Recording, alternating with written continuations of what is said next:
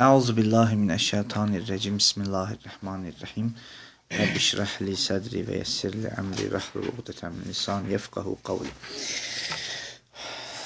Bizim söhbətimiz ağıl və hissin, təcrübənin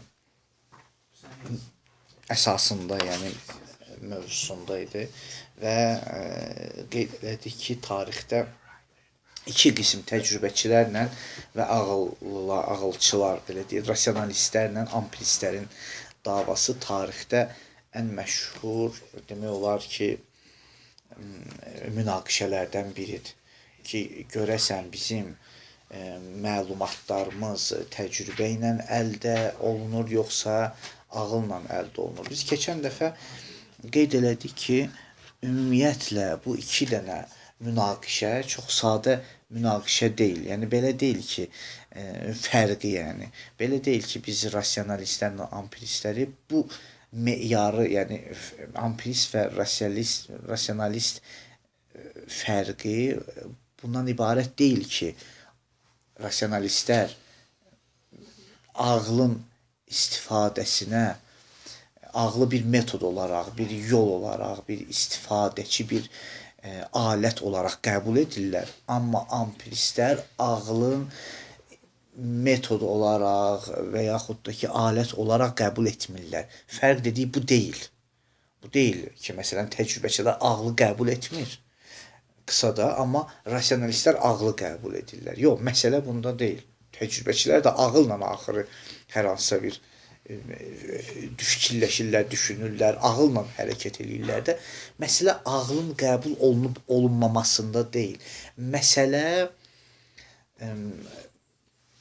ağla uyğun obyektin qəbul olunub olunmamasındadır. Yəni məsələ ərəblər deyir müdrəkdə. Yəni görəsən bizim dərk olunmuş obyektlərimiz, o dərk edilən obyekt tam ağılla hasıl olur, yoxsa təcrübə ilə hasıl olur. Ki burada da ayrılır rasionalistlərlə ağıl təcrübəçilər. Yəni ağıl sahibləri rasionalistlərə görə bizim məlumatlarımız, belə deyək də, bizim dərk obyektimiz, bizim məlumatlarımız heç bir təcrübədən kömək, heç bir təcrübə yolundan, təcrübədən kömək almadan tam əqlə söykənərək mövcud ola bilər. Bizim məlumatlarımız tamamilə rasional olaraq heç bir təcrübəyə ehtiyacı olmadan mövcud ola bilər bəzi məlumatlar. Amma təcrübəçilər nə deyirlər? Təcrübəçilər deyirlər, xeyr, elə bir məlumat yoxdur ki, sırf əqli olsun. Sırf əqli olsun, yəni heç bir təcrübəyə ehtiyacı olmadan mövcud olsun. Belə bir şeyimiz yoxdur. Bunu təcrübəçilər deyirlər. Ona görə biz nümunə olaraq qeyd elədik ki, məsələn, ağlın rasionalistlərin tərəfində, məsələn, Dekart və Dekartçılar, kartezyenlər və təcrübəçilər tərəfində Dillokdur və onun ətrafında olanlar Hobbesdur və s. və ilaxır. Yumdur, əsası Yumdur. Və müasir 20-ci əsrdə pozitivizm məktəbidir. Bunlar nə deyirlər? Bunlar hesab eləyirlər ki, ümumiyyətlə insan məfkurəsi, insan zehni saf bir təmiz ağ səhifədir.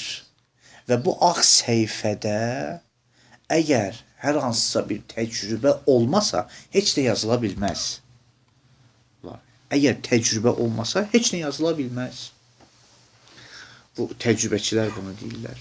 Amma ağıl sahibləri nə deyir? Ehtiyac yoxdur. Heç bir təcrübə də olmasa, bizim bu səhifəmizdə bəzi dərk obyektləri yazılıb.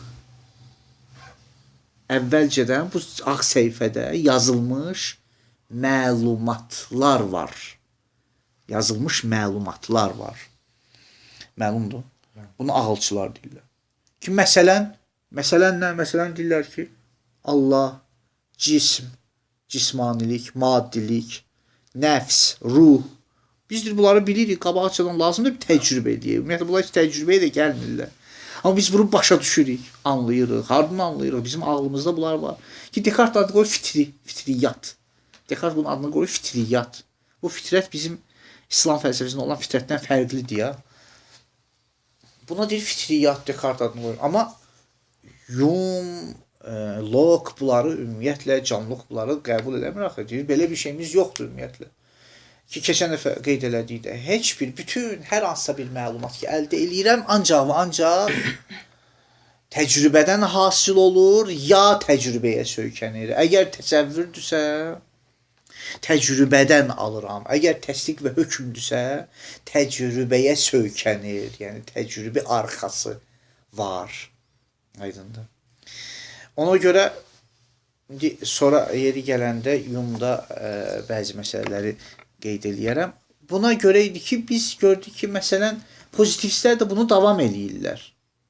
Pozitivistlər müasir, yəni demək olar ki, rasionalistlər tamamilə özlərini doğrulda bilmədiklərinə görə, rasionalistlər həqiqətən doğrulda bilmədilər özlərini və doğrulda bilmədiklərinə görə təcrübəçilər onların yerini tutdular. Yəni biz 15-16-cı əsrə baxanda Descartes və Kartezyenlər, bunlar ağıl sahibləridir, rasionalistlərdir. Amma məsələləri tamamilə həll edə bilmədilər ağılla. Nəticə nə oldu? Təcrübəçilər gəldi, əgər siz məsələləri həll edə bilmirsinizsə, bunun fəsadı hardan qaynaqlanır? Bunun fəsadı ağılın sayəsindədir. Gör, diqqət edirsən, hara vururlar. Fəsadı ağılın sayəsindədir. Demirlər, siz ağıldan düzgün istifadə etmirsiniz. Deyir, elə ağıl səhvdir. Bu böyük bir dənə problemdir. Tarixdə hamıda var ha. Filan kəs deyirsən, nəyə görə? Məsələn də biz deyirik, nəyə görə? Məsələn, qonşunla yola getmirsən. Məsələn, demirsən. Deyir, qonşumla yola gedən görürəm, içki içir. Deyirəm, axı, nə əlaqəsi var? Məsələn, qonşu, o yola gedən, yəni, və yaxud da ki, məsəl üçün də, yəni deyir, görürəm, qonşuyla yola gedən, gör nə gündədir, məsəl üçün, pis gündədir. Deyirəm, axı, o pis gündədir, qonşuyla yola getmək bir dənə başqa bir məsələdir, o adam başqa bir məsələdir. Yəni, bizim aramızda belə şeylər çoxdur. Deyir, məsələn, nə üçün namaz qılmısan? Deyir, namaz qılanları görürəm də. Deyirəm, axı, bu nə müqayisədir, yəni, namaz qılanları görürəm, məsələn, belənçində onu ki, mən namaz qılmıram. Namazın namaz qılana aidiyyatı var. İstəyəm, yəni tamamilə din daxili məsələsini misal çəkirəm. Bu hətta bütün dünyada dəbdir ya. Yəni ampiristlər dedilər, nəyə görə biz rasionalist deyilik? Çünki ağıl sahiblərini görürük də. Deyək, ağıl sahibi ağıldan düzgün istifadə etməyib də. O deməkdir ki, ya ağıl ümumiyyətlə düz deyil. Deyir, ağıl ümumiyyətlə düz deyil. Yəni belə bir deyir, onlar düzgün istifadə eləməyiblər. Hər halda nədirsə, istəyirəm deyim ki, bu düzdür ampiristlərin nəticəsi. Bu bizdə də, İslam dünyasında da var ha. Biz, məsəl üçün, mötəzillər, rasionalistlər də. Əşəri necə oldu meydana gəldi? Çünki mötəzili var idi. Mötəzillər bütün dini məsələləri ancaq ağla istinad edirdilər. Əşərilər gəldilər, əgər bunlar ağla istinad edirlərsə, biz ümumiyyətlə etmirik.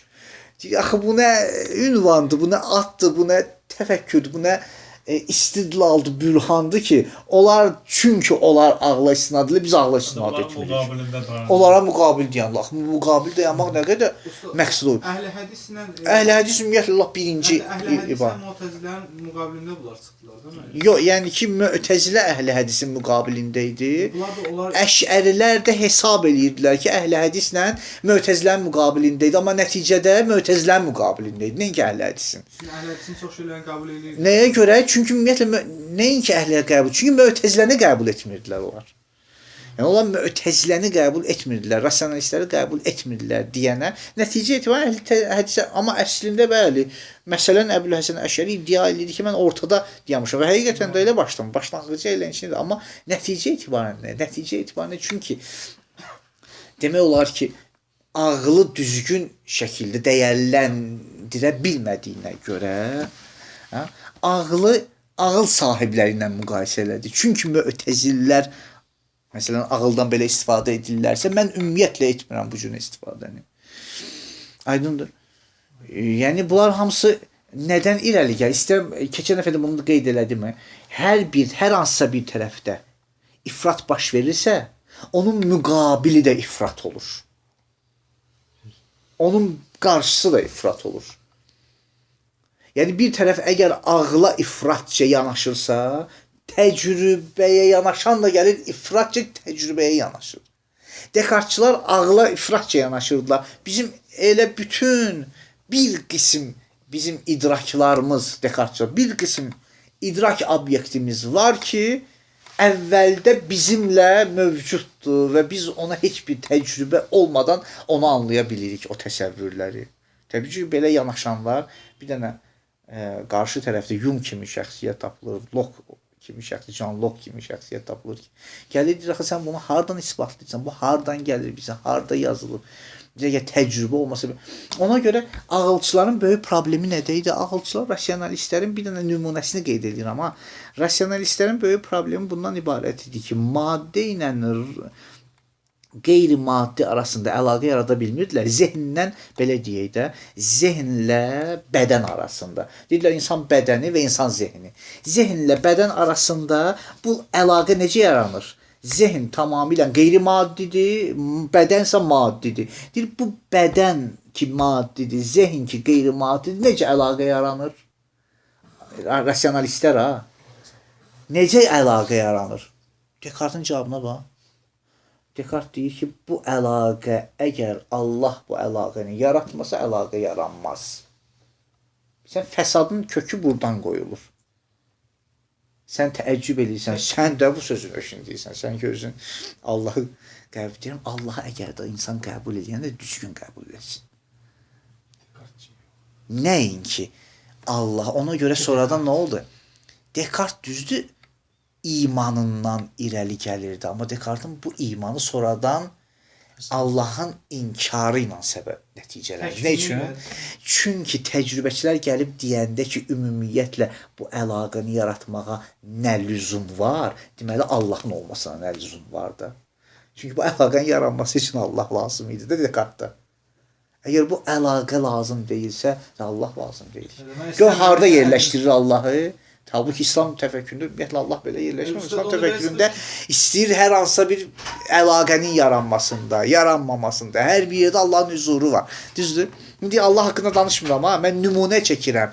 Yəni istəmirəm, rasionalistlərin problemi nədə idi? Rasionalistlər çünki maddə və qeyri-maddi obyektin əlaqəsini düzəldə bilmirdilər və isnad edirdilər bir dənə fövqəl qüdrətə. Təcrübəçilər gəlib nə dedilər? Dedilər, nə lüzumu var ki, aləmdə qeyri-maddiyə inanaq? O qeyri-maddi ümumiyyətlə yoxdur, hər nə var maddidir. Deməli, fövqəl qüdrətə ehtiyac yoxdur. Ala bilirsən məndən o keçi. Hər şeyi qoydular kənara ümumiyyətlə. Nə lüzumu var ki, sən deyəsən zehn qeyri-maddidir. Sonra bədən maddidir. Sonra ilişib qalasan bu qafiyədə ki, bu qafiyəsini necə düzəldim? Ki, məsələn, o qeyri-maddi. Ümumiyyətlə, zehn də maddidir. John Locke, bunlar belə dedilər də. Hume bunlar. Nəfs ümumiyyətlə, Hume'da necə nəfs? Ümumiyyətlə, bunlar hamısı qeyri-maddidir. Hamısı maddidir. Maddi olandan sonra deyir, əlaqə maddidir də, maddi ilə. Onun maddiliğini ispatlamaq lazımdır. Çünki bu necə ispatlayır bu zehnin maddi olmağı? Yox, o ki heç. Onlar öz işlərini görürlər. Onlar öz işlərini görürlər, o öz yerindəki, indi yeri gələndə Kantda söhbət edilen Hume haqqında danışarıq. Ki, Hume necə bəhs eləyir? Hansı yolla, yəni necə isbatlayır və yaxud da ki, danışmaq istəyir. İstəyirəm deyim ki, yəni burasını nümunə çəkdim də, rasionalistlərin ifrat yanaşması səbəb oldu ki, təcrübəçilər də ifratça yanaşsınlar. Əgər siz elə ağıldan belə istifadə edirsiniz və adi bir məsələnin əlaqəsində düzəliş apara bilmirsiniz və nisbət verirsiniz bir dənə qeyri maddi bir fövqəli qüdrətə əgər nisbət verirsinizsə, bu zəhməti biz özümüzə almırıq. Ümumiyyətlə deyirik ki, qeyri-maddi yoxdur. Hər şey maddidir. Hər şey maddi olandan sonra, yəni bunlar da bu cünə yanaşdılar məsələyə ki, təcrübədə ifrata vardılar. Amma sözümüz nədir? Bizim sözümüz ümumiyyətlə biz heç dini və yaxud qeyri-dini bəhs eləmirik ki, mən keçən dəfə Raseldən və yaxud sadə bir əqli yanaşmadan biz deyik pozitivistlərə bizim sözümüz nədən ibarət? Və pozitivistlər də bunu sonra davam elədilər. Pozitivistlər dedilər hər bir şey təcrübədən qaynaqlanırsa elmdir. Təcrübədən qaynaqlanmırsa elm deyil, ümumiyyətlə mənasızdır. Hər hansısa bir şey. Bir baxın 3 dənə bu bir dənə əsas məsələdir. Pozitivistlərdə 3 dənə qanun var. Pozitivizmdə pozitivistlərin əsası Kontnandır. Sonra logikal pozitivizm, məntiq əsaslı pozitivizm meydana gəldi. Keçən və dedim də Viyanadakı o bir halqa dəyirmi masa düzəltdilər ki, oturdular. Bunların 3 dənə əsas necə deyərlər, üsulları, qanunları var. Onlardan biri bundan ibarətdir. Təhlili qəziyyələrlə tərkibi qəziyyələr bir-birindən ayrıdır. Bu bir dənə bəhsdir. İndi mən onları vaxtınızı almayacağım onlar üçün. İstəyirəm qanunlarını deyim. Analitik və sintetik qəziyyələr, cümlələr. Cümlələrimiz iki cürdür. Ya analitikdir, ya sintetikdir. Ya təhlili qəziyyədir, ya da tərkibi qəziyyədir. Təhlili, tərkibi qəziyyənin hardasa tanışsınız biraz. Ki, təhlili və tərkibi qəziyyələr nədən ibarətdir? Xülasə, yəni bizdə belə təhlili qəziyyə odur ki, məhdul mövzunun özündən nəticə alınır. Tərkibi qəziyyə odur ki, məhdul mövzudan nəticə alınmır. Mövzudan çıxmır. Bəzən bu cür. Əbədə 2-3 dənə tərif var. Hardasa təriflərdən biri bundan ibarət. Pozitivistlər dedilər ki, gələk bu 2 dənə qəziyyəni bir-birindən ayıraq. Və nəticə etibarı ilə təhlili qəziyyələr, yəni analitik qəziyyələr mənasızdır. Amma sintetik qəziyyələr, tərkibi qəziyyələr elmidir. Məsələn, tərkibi qəziyyə nə kimi? Su 100 dərəcədə qaynayır. Təhlili deyil ki, tərkibidir də. Tərkibi qəziyyənin əsas mahiyyəti nədən ibarətdir? Xarici aləmdə baş verir. Təcrübə sağ ol. Bu bir dənə qanun idi ki, pozitivistlər o təcrübənin, ifrat təcrübənin əsasını buradan qoydular. Qəziyyəni 2 yerə böldülər. Ya təcrübə olmalıdır ki, olur tərkibi, ya da təhlilidir. Neysə. İkinci məsələ nədən ibarət idi? İkinci məsələ bütün hər bir şeyin, pozitivizmin özü, hər bir şeyin elmin təcrübə olmasıdır. Əgər qəziyyələrimiz təhlili və tərkibi idisə, ikinci ancaq tərkibilər elmidir. Təhlililər elmi deyil. Təhlillər elmi deyil. Üçüncü addım budur ki, təhlillər ümumiyyətlə mənasızdır. Üçüncü addım. Buna deyirlər redaksiyonizm. Redaksiyonizm enmək. Bilməm onu necə. Yəni enmə. Yəni mövcud obyekti çünki həll edə bilmirik deyənə qəbul etmirik. Həll edə bilmirik. Yəni təhlili üçün öz elmi dünyamızda yer tapa bilmirik deyənə ümumiyyətlə silirik. Aydındır? Ona görə bu pozitivizmin yanaşması idi. Amma keçən dəfə dedik ki, burada da, yəni kitabı da hardasa o neçə dənə tənqidlə yanaşır. Bir dənə məsələlərdən biri pozitivizmə etirazmı. Yəni kitabın öz seyrini deyirəm ki, oxuyaq da sonra üzündən. Bir dənə məsələlərdən bu ifratçı yanaşmadır ya şeydə, pozitivistlərdə. Bütün məsələlər təcrübədən qaynaqlanmalıdır.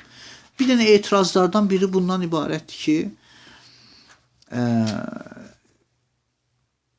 siz bütün məsələləri ki, hissə və təcrübəyə sövk edirsiniz, bu təcrübə özü bir dənə elmin mənbəyi sayıla bilər, bir qismi elmin mənbəyi sayıla bilər. Amma hər bir sahədə biz təcrübəni əsas götürə bilmərik ki. Məsələn, bizim daxil elmi hüzuri elm. Bu hüzuri elmi bəs neyniyə? Yəni, təcrübəni qəbul etməklə sən elmi hüzurini gözə almırsan. Hüzuri elmlər ki, ümumiyyətlə təcrübi deyil də. Məsələn, mən özümdən xəbərdaram. Mən öz acılığıma agaham. Mən qorxuma agaham, sevincimə agaham, fərəhimə agaham, dərdimə, qəmmə, qüssəmə agaham. Bu agahlıqları bəs neyiniyək? Bunlar nədir? Bunlar var, yoxdur, mənalıdır, mənasızdır. Hə?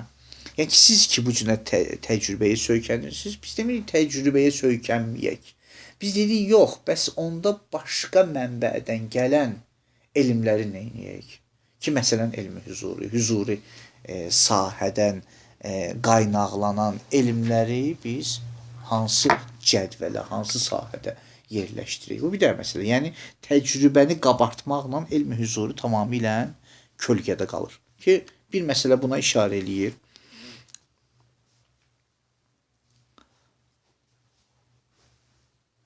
İkinci məsələ budur ki, pozitivistlər ki, hissə və təcrübəyə məlumatları və elmi təcrübəyə sövk edirlər və hissə sövk edirlər, hissə istinad etdirirlər. Hiss sözü ümumiyyətlə, hiss sözü ən xəta mə'rəzində qalan bir elm mənbəyidir. Hiss sözü çox vaxtı problemlə üzləşirsən. Necə elmi hissə sövk edirsən ki, hissə və təcrübəyə sövk edirsən. Hisslə təcrübə bir çox hallarda səhv və xətayla üzbəüzdür. Mən bir çox şeyləri görürəm, amma sonradan başa düşürəm ki, səhv görmüşəm. Bir çox şeyləri hiss edirəm, sonradan başa düşürəm ki, səhv hiss eləmişəm. Yəni sizin bütün məlumatlarınızın əsası hiss və təcrübədir. Halbuki hiss və təcrübə ən zəif və ən süst, necə deyərlər, söykənə bilinməyən bir elm mənbəyidir. Bu da ikinci məsələ. Üçüncü məsələ, yəni pozitivistlərə görə bizim ağlın münasibəti, zehnin və ağlın əsas məhsulu külliyyatdır. Pozitivistlərə görə ümumiyyətlə külliyyatın mənası yoxdur. Necə ki,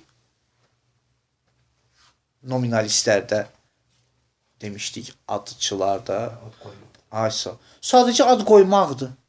Biz dedik, yaxşı, əgər ad qoymaqdırsa, bu ümumiyyətlə mənasız bir şey. Necə biz ad qoyuruq? Ki, keçən dəfə onu nominalistlərdə bəyan elədik ki, əgər bu kulli müştərək ləfsidir, ləfsi müştərəkdir, yoxsa mənəvi müştərəkdir.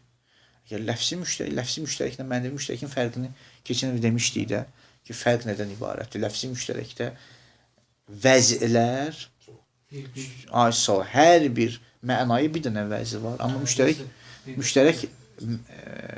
mənəvi müştərəkdə bir dənə vəzidir. Düzdür? Ləfsi müştərəkdə gərək məna qədərində ad qoyma da baş versin. Bu bir məsələ. Sonra ləfsi müştərəkdə ikinci fərq yadınızda olsa demişdik. Ləfsi müştərəkdə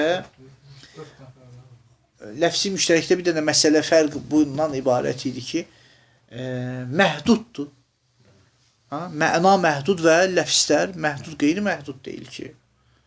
Halbuki biz külliyyata baxanda insan, heyvan, yer, göy, asiman, nə bilim, cism, maddə, bunlara baxanda heç bir ləfsi müştərikin xasiyyəti bunlarda yoxdur axı.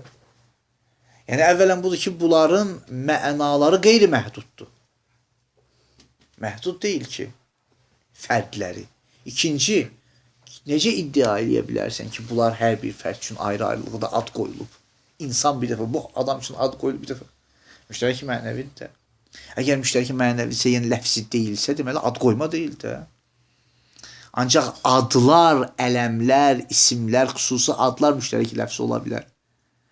Küllidirsə, külli müştərək mənəvi. Müştərək mənəvidirsə, deməli, bu ad formatında heç vaxtı ola bilməz.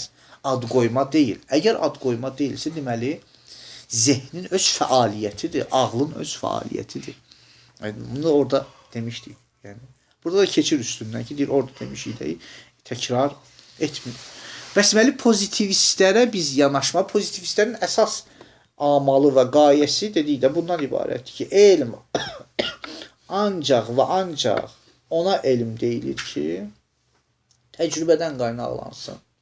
Əgər təcrübədə varsa, biz onu elm adlandıra bilərik. Əgər təcrübədən qaynaqlanmırsa, mənasızdır və elm adı onun üzərinə qoyula bilməz.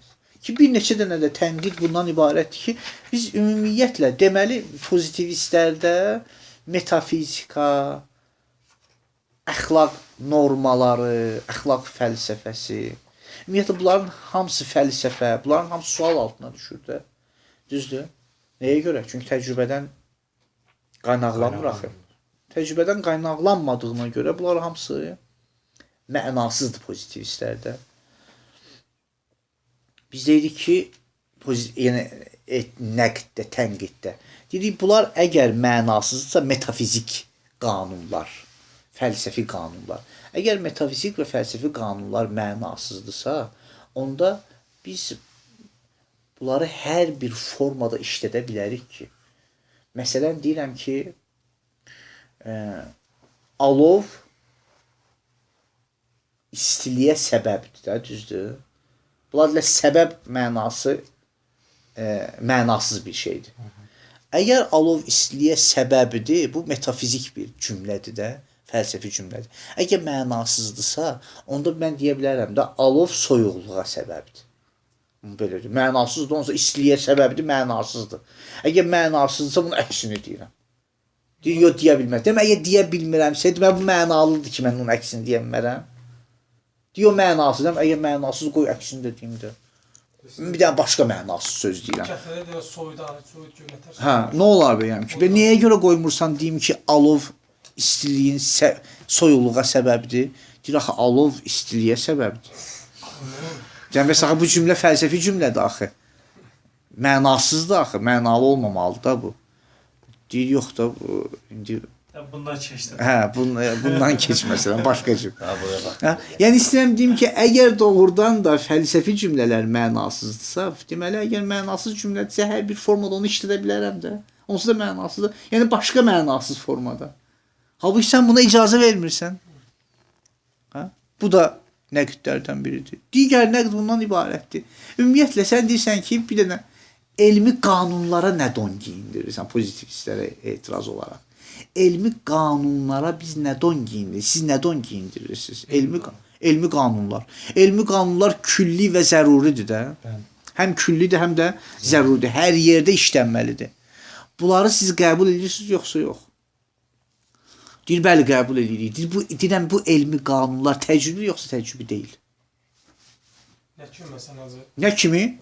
Sən kimyada, fizikada olan Bütün elmi qanunlar, məsələn, cazibə qanunu.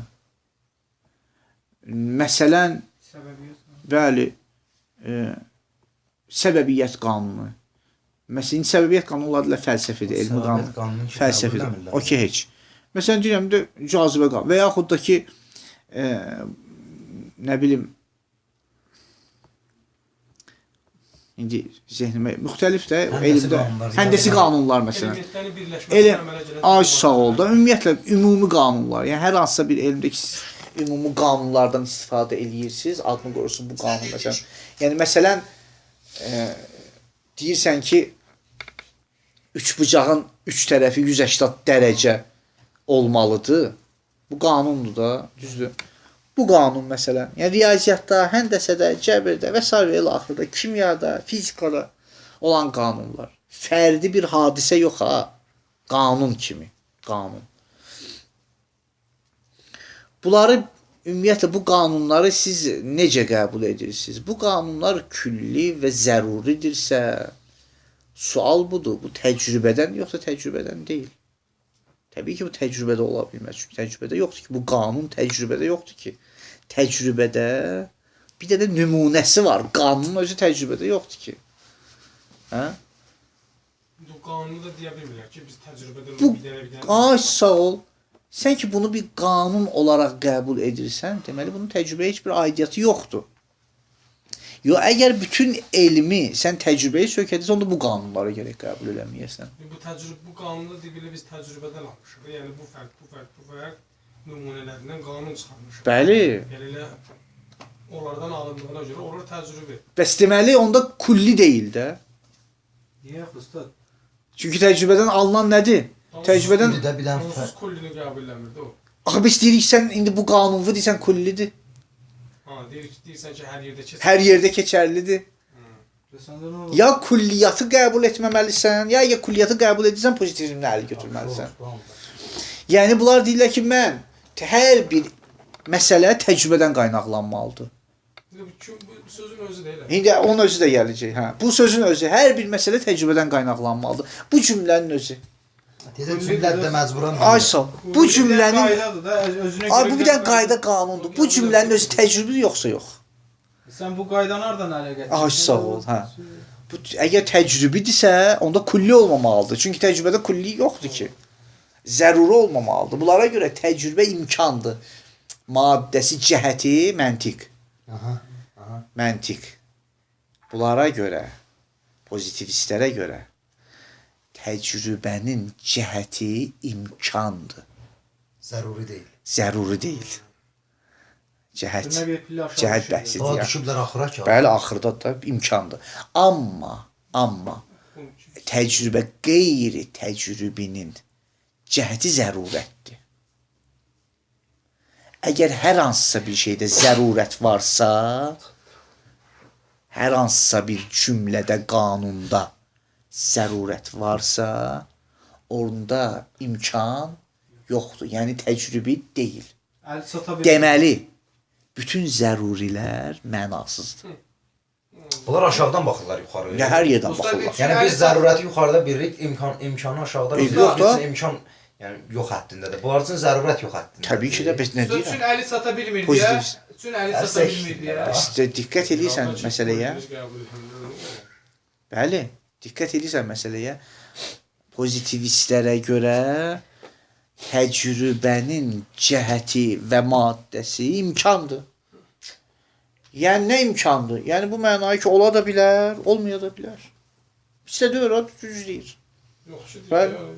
Amma qeyri təcrübənin cəhəti ilə maddəsi zərurətdir. Bu bir məsələ. İkinci addım. İkinci addım budur ki, hər o şey ki, zəruri olsa, yəni kullidir də. Mən Hə? Və hər o şey ki, zəruri və kullidir, təcrübi deyil. Zəruridir axı. bəli. Və əgər təcrübi deyilsə, mənasızdır.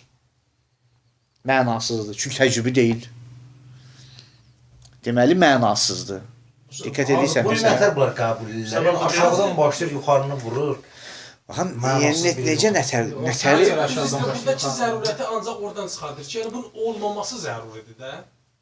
Yox, zəruri bu mənaya ki, mümkün deyil, mütləq belə olmalıdır. Mütləq belə olmalıdır da. Hə? O da deyir ki, ümumiyyətlə olmamağı olmalıdır. Yəni Olmamağın olması zəruridir. zəruridir. Olmamağının olması. Olması zəruri. Ayso, nəqiddə də, Olmaması. tənqiddə deyirsən də, yəni. Yox, onların sözünü deyir. sözü də. Olan söz Onlar nədir? iki zəruridir. Aha. Nə zəruridir? Olmamağın kullinin olmaması. olmamağı zəruridir. Hə də təbii ki də. Yəni, Yox. olmamalıdır, İndi belə mən demə hətta siz bu sözün özünü tənqid olaraq işlədirik. Biz onlara nəqd olaraq, tənqid olaraq qaytarırıq onlara. Sən ki deyirsən ki, indi tənqiddə budur da. Sən ki deyirsən ki, hər o şey ki təcrübi deyil, zəruridir. Hə? Və yaxud elm odur ki, ancaq təcrübədən qaynaqlansın. Bu cümlənin özü zəruridir yoxsa mümkündür? Hər elm odur ki, ancaq və ancaq təcrübədən qaynaqlanır. Mümkün deyə bilməz axı. Mümkün deyə bilməzsən. Nə üçün? Mümkünsə, yəni bu cümlən ola bilsin, düz olmasın. Məzmun Deməli sən zəruridir. Əgər zəruridirsə, sən bəs zərurunu mənasız bilirdin ki. Deməli öz cümləni mənasız bilirsən. Mən bir sözünə çatmadı. Ala bildin məndən nə oldu? Sən bəs bunlar nə deyirlər? Yaxşı biz Tural. O dəqiq məsələdir ya. Bəs buna nə deyirlər? Nəyə? Heç nə demirlər Heç nə ki. qalırlar. Pozitivistlər ona görə mən Hayır, yox oldular. hə, ona görə pozitivistlər ümumiyyətlə davam edə bilmədilər. Yəni mən keçən dəfə işarə etdim. qəbul elədilər axı. Bir Bəli. gəldilər, qəbul Yəni elədilər. keçən dəfə dedim ki, xüsusilə də ki, Russell məsələn, Nəzi deyir bu? Russell, xüsusilə də ki, Russell ki, məsələn, kimi şəxsiyyət özü materialistdir. Pozitivistlərə hücum eləyir ki, siz necə hər şeyi təcrübə hesab edirsiniz ki, bizim necə deyərlər,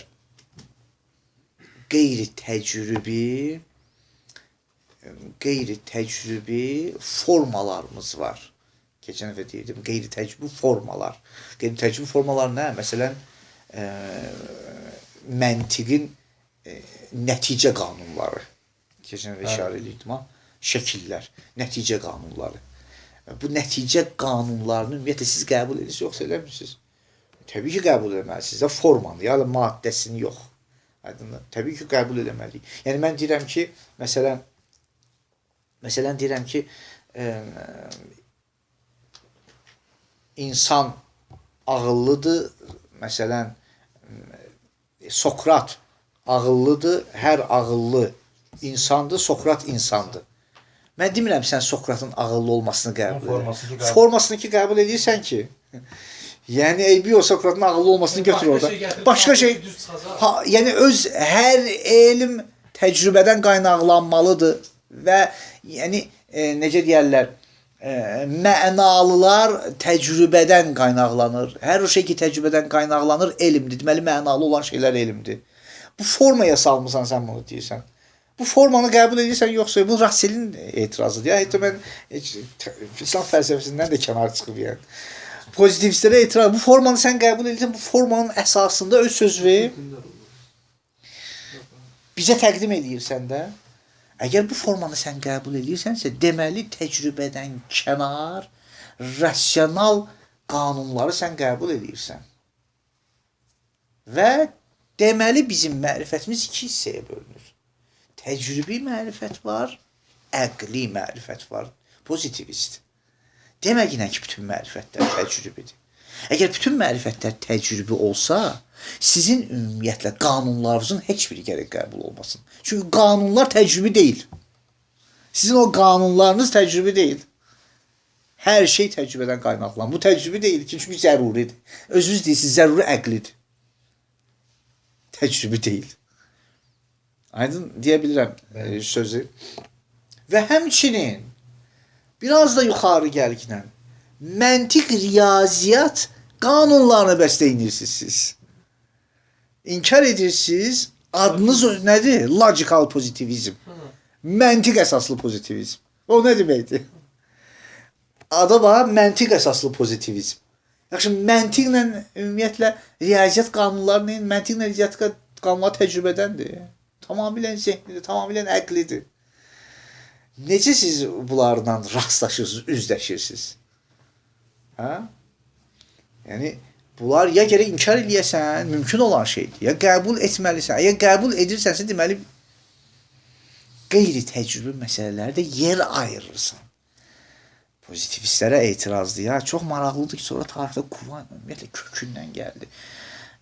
Kuvayn təcrübəçidir, gəldi pozitivistlərə etiraz elədi. Buna görə yox ki, ağla yol açsına. Pozitivistlərə etiraz elədi ki, təcrübənin üzünü qaraltmısınız hərəkətimizlə. Ümumiyyətlə inkar edirsinizsə, hətta məntiq riyaziyyatda inkar edin ki, ta təcrübəyə yol açılsın.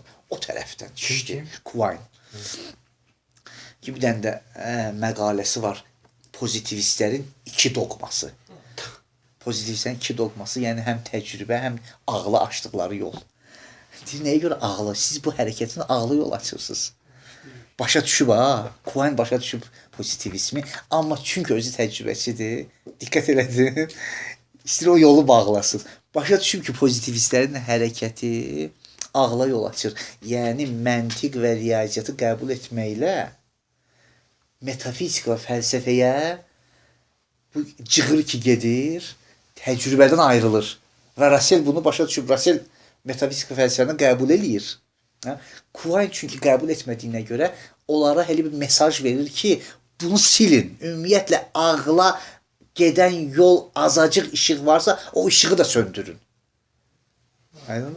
Gör, məsələ nə yerdədir? Hərəkətlər maraqlandırmır. Bunlar əsas ki... Yox, əsas məsələ bəli, əsas məsələ... İndi qərəzləri nədən, nə deyil, hər halda, yəni istəyirəm deyim, o yol nədən ibarətdir ki, gör necə gedir. Yəni istəyirəm deyim ki, pozitivsə bu belə deyil ki, yox, sən indi, nə bilim, belə deyirsən, çünki İslam fəlsəfəsi çərçivəsindən baxırsa, bəhs bu deyil İslam çərçivəsinin fəlsəfəsi çərçivəsindən baxıb baxmamaq. Məsələ budur ki, bunlar özləri başa düşüb və özləri tənqid eləyirlər, ya fəlsəfəyə yol açır, ya hətta o yolunu bağlamaq üçün pozitivizmə deyir ki, ehtiyatlı ol ha. Sən hərəkətinin yol açır, yolu açma ki. Ancaq bu mümkün olmadı da. Yəni heç mümkün olan bir şey deyil ki, hə? Yo, mümkün o, təbii ki mümkün olur. Yəni pozitivizm ümumiyyətlə aradan getdi və Sonra yerini bir verdi də pozitivizm analitik gəldi. fəlsəfəyə. Analitik fəlsəfə demək olar ki, başqa formada davam elədi məsələni. Ki nəticə etibarı ilə hardasa o da bir növ təcrübəçidir ya, amma göstərmir təcrübəçi olmasını. Göstərsə də yenə də ağlı ki, yəni bir dəfəni kənara. Yo, mümkün olan şey deyil. O mümkün olan şey. Biz kuliyyətdə gördük ki, bunun davamçıları olmadı, qəbul olmadılar. Sonra bir iddia elə bunlardan çıxdı, bir həddə əqli qəbul elədilər usta. Yəni bir həddə başladılar qəbul. Ay sağ, indi orandır. Bəli, o bəs pozitivizm, onu gəlirəm, düzdür, bəli. Yəni istəyirəm deyim ki, o kitabın istəyirəm seyrini, yəni gedim o kitabın tərtibini itirməyim deyənə onu qabağa gedirəm. Bəs deməli pozitivistlərə etirazlar həqiqətən yerli idi ki, bu mümkün olan şey deyil. Ona görə biz gördük ki, biz heç vaxt məsələni bir tərəfdə saxlaya bilmərik. O tərəfində deyilik. Nə ifratçı ağıl və nə də ifratçı təcrübə. Bizim iki cür mərifətimiz. Bunu bilməliyik. İki cür mərifət. Əqli mərifətlərimiz var, təcrübi mərifətlərimiz var. Ay sağ ol. Əqli mərifətlə təcrübi mərifəti qəbul eləyəndən sonra keçən dəfə də dedik. Yeni bir məsələ açılır. Əqli və mərifətlərin, təcrübi mərifətləri qəbul, yəni ağılla təcrübəni qəbul edəndən sonra yeni bir mərhələ açılır. Yeni mərhələ bundan ibarətdir. İki cür məsələyə baxa bilərik kitabın tərtibi. İki cür məsələ. Bir dəfə bu ağıl və təcrübənin silq meyarı nədir ki, bunu biz müfəssəl bəhs eləmişik. Hə? Yadınızda olsa, biz geniş şəkildə bunu bəhs elədik ki, ağılla təcrübənin ümumiyyətlə mərifətin sidq meyarı, xaric və həqiqətlə uzlaşma meyarı nədir? Bir bu bəhsdir ki, burada da hardasa gətirəcək. İnşallah oraları demək olar biraz tez-tez keçəcək. Gətirəcək. Bir bu məsələdir, bir də bu məsələdir ki, ümumiyyətlə, bu sidq meyarının dəyəri qoy bir qırağa. Mərifətin dəyəri. Mərifətin dəyəri yəni sidq meyarı. Uyğunlaşma meyarı. Bu bir məsələdir ki, bunu biz bəhs etmişik və sonra da gələcək kitabda. Bir də məsələ bundan ibarətdir. Hansı digərinə üstündür? Yəni hansılardan? Ağıl və təcrübədə. Axı hər ikisini qəbul elədik. Ağıl və təcrübə. Hansı digərindən öndədir?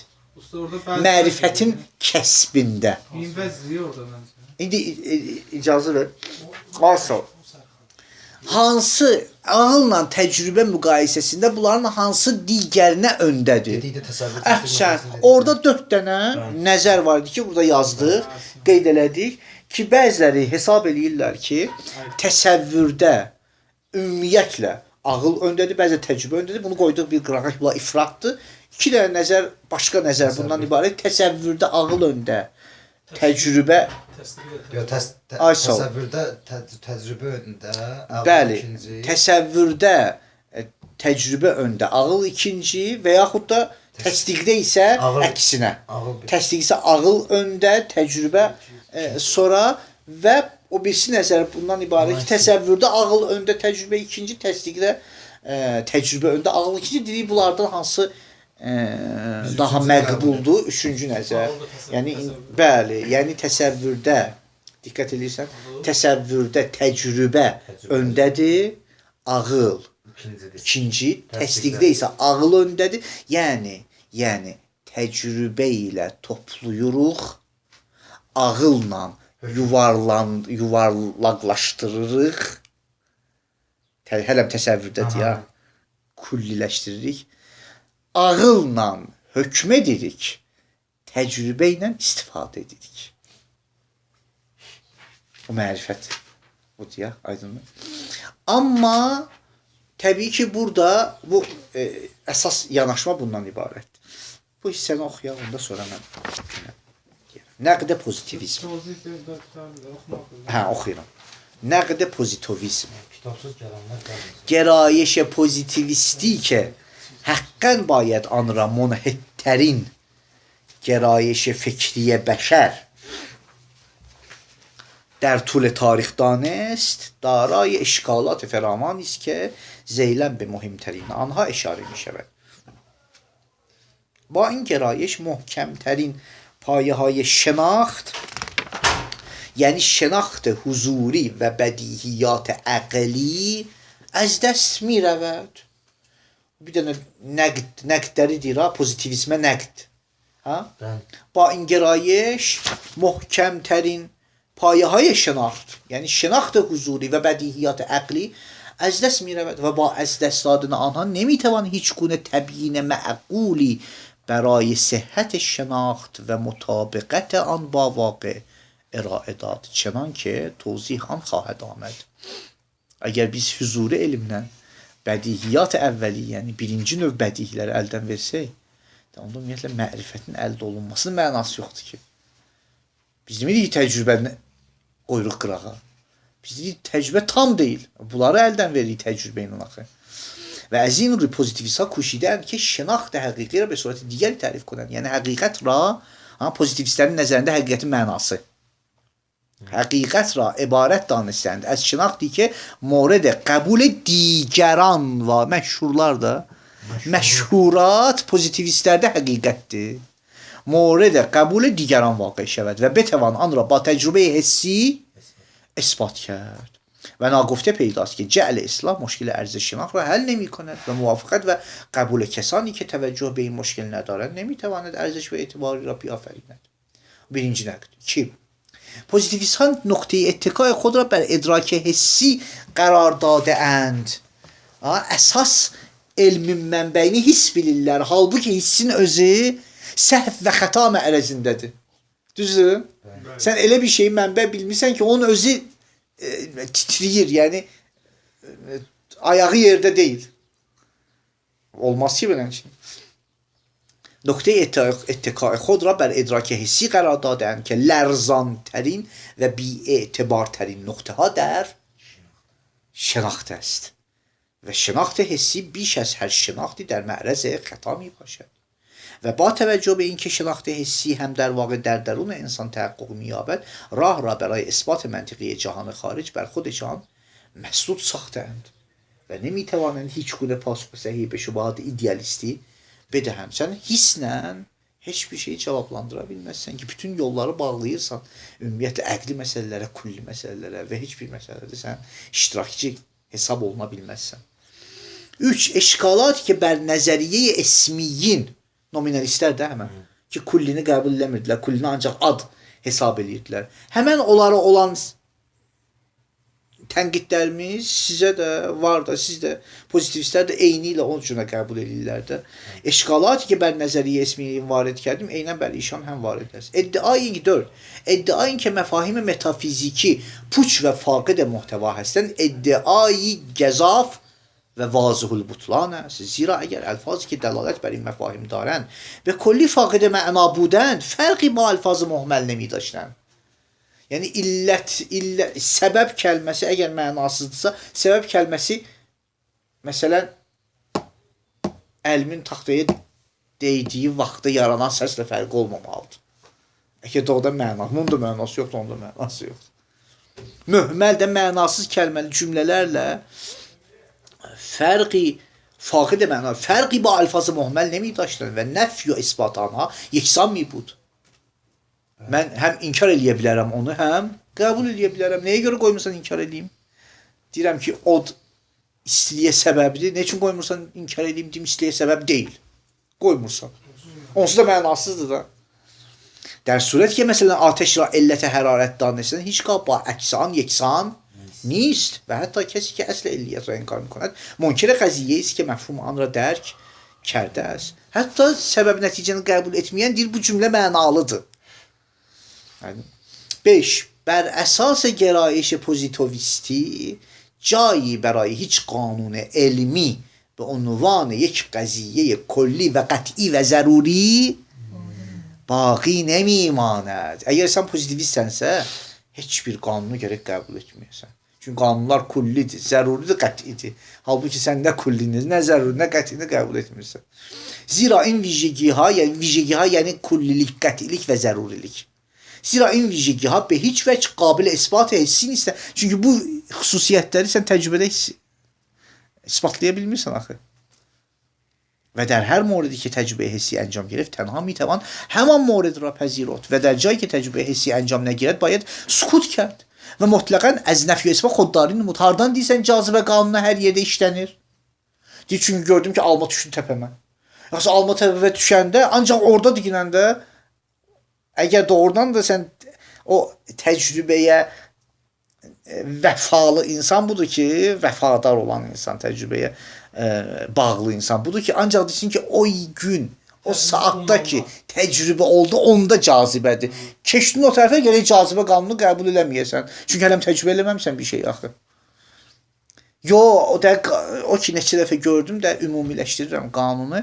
Ümumiləşdirəndən sonra mən qanun deyirəm. Deyirəm, bu ümumiləşdirirəm, qanun deyirəm. Bu hansı təcrübədə təcrübə elədim bunu. Aydındır.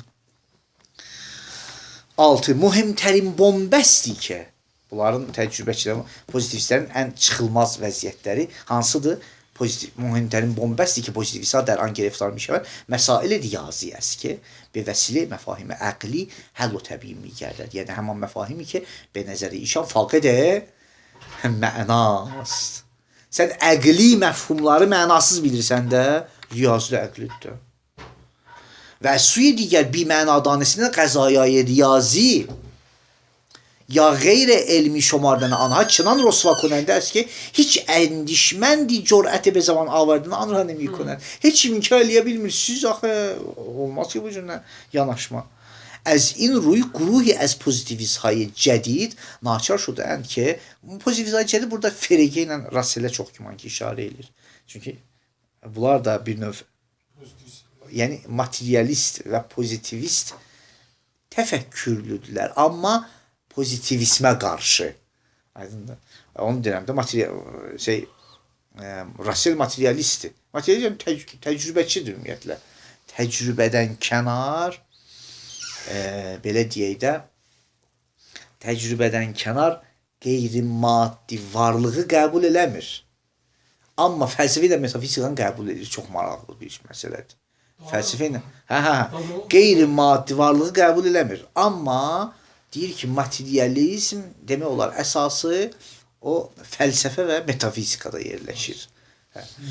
Və ciddi tənqidləri də pozitivistə tənqid məhz elə Russellin özündəndir. Yəni metafizikanın əlbəttə onun məsələsi var ha, yəni mən keçən dəfə işarə elədim ki, bunlar pozitivistlər Russellə etiraz edirlər ki, Russellə deyirlər ki, sən ki bu metafizika fəlsəfəni qəbul etməklə olduğunu Ərəstu ki, deyir, mən Ərəstudan fərqim var. Metafizika və fəlsəfənin qəbulu Ərəstuda cövhər və ərəz yolundandır. Cövhər və ərəz yolu ilandır. Amma mənim metafizika fəlsəfəni qəbul etməm ancaq riyaziyyat üsulları ilandır. Və çünki riyaziyyat üsulları ilandır, riyaziyyat üsulları ilə metafizika fəlsəfəni qəbul etsəm, belə deyək də, qeyri-maddi varlığı qəbul etməməyə mənim dəlilim var. Çünki hamısını riyazi üsullarla ispat edir. Və riyazi üsullar maddəni inkar edir, formanı saxlayır. Formanı saxlayır, maddəni inkar edir. Qeyri-maddə nəysə var da, həm də maddə nəysə var. Aysa, yəni ümumiyyətlə maddə, yəni o formanın içində olan, formanın içində olanını inkar eləyə bilir rahat şəkildə. Amma formanı saxlayır. O deyir, forman mənim metafizika fəlsəfədir. Amma formanın içindəki məlum deyil nədir. Biz, çünki İslamda biz formanın içindən də bəhs edirik. Formanın içində nə var?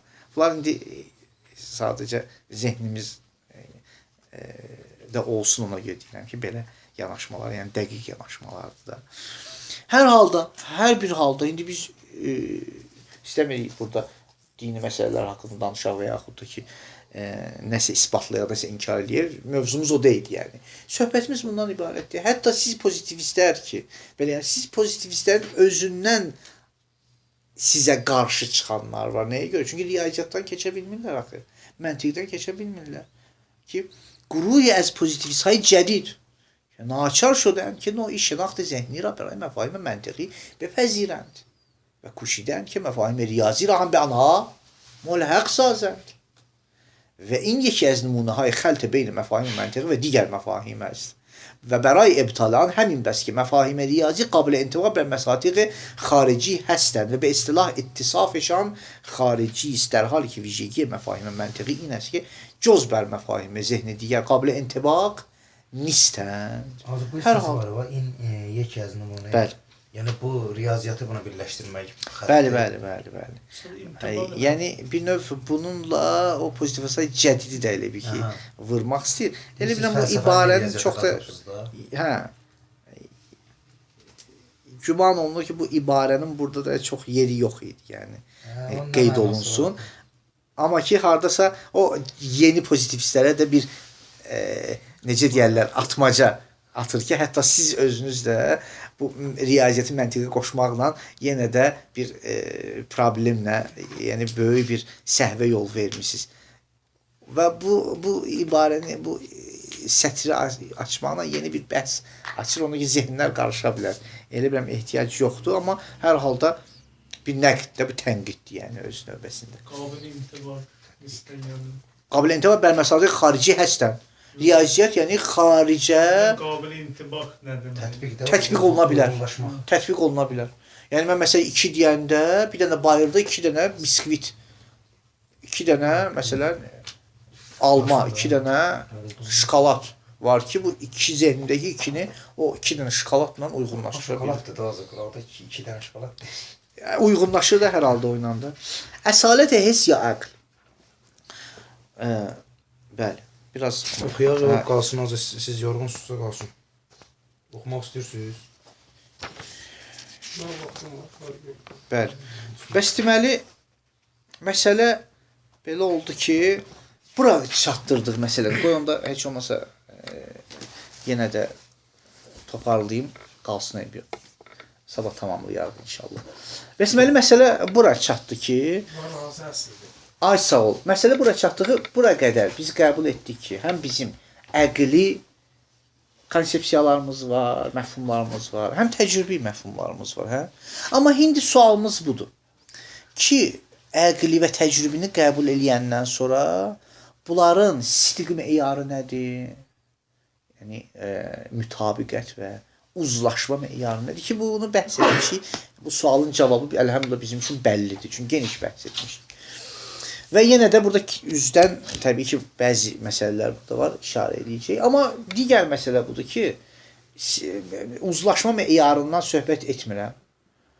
Ümumiyyətlə, bu ağıl və təcrübədə hansı digərinə müqəddəmdir, hansı digərindən əsasdır, nisbətdə, digərinə nisbətdə öndədir. Ki, burada təbii ki, nəzərlər müxtəlifdir və bəziləri hesab edirlər ki, məsələn, ağıl öndədir, bəziləri hesab edirlər, təcrübə öndədir, həm istər təsəvvürdə, həm istər təsdiqdə, amma biz deyirik ki, xeyr, belə bir mütləq şəkildə məsələni biz qəbul etmirik ki, tamamilə ağıl öndə olsun, ya tamamilə təcrübə öndə olsun. Təsəvvürlərdə təcrübə öndədir, təsdiqdə isə, hökmdə isə ağıl öndədir. Aydın məsələ. Bəli. Yəni İslam fəlsəfəsinin epistemologiyasında təsəvvürlər Musa Şəhid Mütəhhəri də yəni təkid edir o məsələyə ki, təsəvvürlərdə təcrübə öndədir və biz də bunu qeyd eləmişdik ki, Hacı Nəsirəddin Tusidən də yəni işarə eləmişdik o mərifətşünaslığında ki, biz tamamilə bütün məsələləri yəni nə qədər də hüzuri elmdən, vicdaniyyatdan biz bəhs ediriksə, mərifətin başlanğıcını təcrübə ilə bilirik. Başlanğıc mərifətin başlanğıcı, hökmün başlanğıcı yox ha. Təsəvvürün kəlmə etibarı ilə tanışlığımız hökmdən qabaq ümumiyyətlə tək elementlərlə tanışlığımız təcrübə iləndir. Aydındır? Bu elementləri biz ağılla toparlayırıq. Hökm ağılla başlayır və təcrübə ilə də yenə sona çatır. Aydındır? Bu məsələ əsaslı məsələdir ki, indi inşallah sabahları tamamlayarıq bu məsələni. Vəssalamu aleykum və rəhmətullahi və bərəkətuhu.